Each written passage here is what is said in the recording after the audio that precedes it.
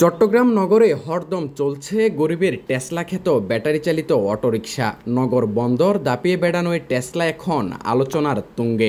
একসময় অলিতে গলিতে অল্প কিছু রিকশা চলতে দেখা গেলেও গত 2 বছর ধরে বেপরোয়াই টেসলা এখন দাপিয়ে বেড়াচ্ছে নগরের মূল সড়কে। সম্প্রতি এই রিকশার বিপক্ষে কঠোর অবস্থানে প্রশাসন, তবুও চলছে চোর পুলিশ খেলা। চট্টগ্রাম নগরের কাপাসগোলায় গেল 18 এপ্রিল বেপরোয়া গতির একটি ব্যাটারি চালিত রিকশা হিজড়া খালে পড়ে 6 মাসের এক শিশুর মৃত্যু হয়। এ ঘটনার পর থেকে নড়েচড়ে বসে প্রশাসন। চট্টগ্রাম মহানগর পুলিশের ট্রাফিক বিভাগ ও জেলা প্রশাসনের যৌথ সমন্বয়ে 19 এপ্রিল থেকে চট্টগ্রাম শহরে ব্যাটারি চালিত অটোরিকশার বিরুদ্ধে অভিযান জোরদার করেছে।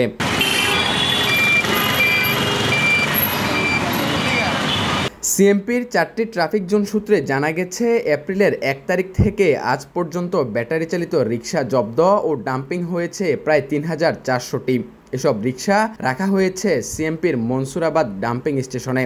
তবে এ নিয়ে বিরূপ প্রতিক্রিয়া দেখাচ্ছে ব্যাটারি চালিত অটোরিকশা চালকরা। এটা দেখতে হবে আপনার কয় দিকে দেখবো, এখন দেখা গেছে প্রশাসনের দিকে দেখতে গেলে তো আমাদের দিকেও দেখতে হবে, যাতে আমরা এটা দিয়ে কর্ম করে খাইতেছি এমন তো না, এটা যে আমরা চুরি চাটমারি করে খাইতেছি এমনটা তো না। আমরা মনে করেন যে এক একটা গাড়ির দাম 1,20,30 হাজার টাকা, আমরা টাকাগুলো তো কিস্তির উপরে তখন ব্রেকেতে হাওলাত পালাত করে তো গাড়িটি নামাইছি। এখন যদি প্রশাসন সেটা বন্ধ করে দেয় তাহলে আগে কেন গাড়িটা নামাইছে?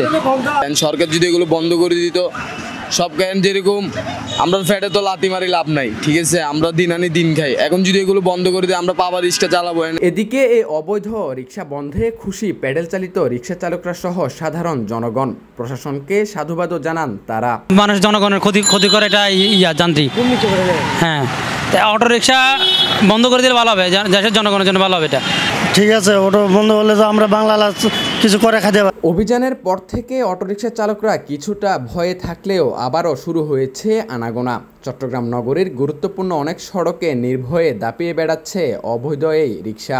এ বিষয়ে সিএমপির মিডিয়া অ্যান্ড পাবলিক রিলেশন বিভাগের অতিরিক্ত উপকমিশনার মাহমুদা বেগম বলেন, এ সকল অবৈধ যানের বিরুদ্ধে আমাদের অভিযান চলমান আছে, আমরা কঠোর অবস্থানে এখনো রয়েছি। আচ্ছা, এটা হচ্ছে আমাদের একটা চলমান অভিযান।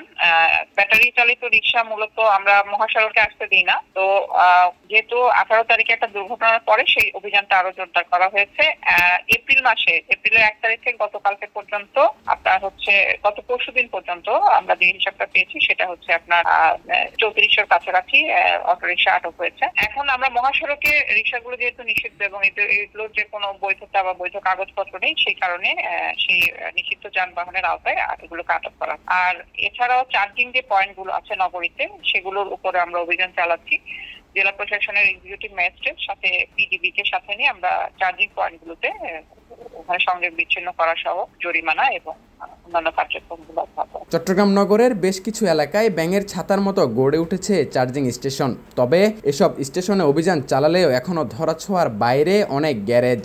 বাংলাদেশ বিদ্যুৎ উন্নয়ন বোর্ডের কর্মকর্তাদের যোগসাজশে সব গ্যারেজে বিদ্যুতের অবৈধ সংযোগ প্রদান করা হয়। আবার কোথাও কোথাও লোকাল থানা ম্যানেজেও অদৃশ্য লাইসেন্স মেলে এই অবৈধ যানের। আহমেদ শারজিল, বাংলাধারা, চট্টগ্রাম।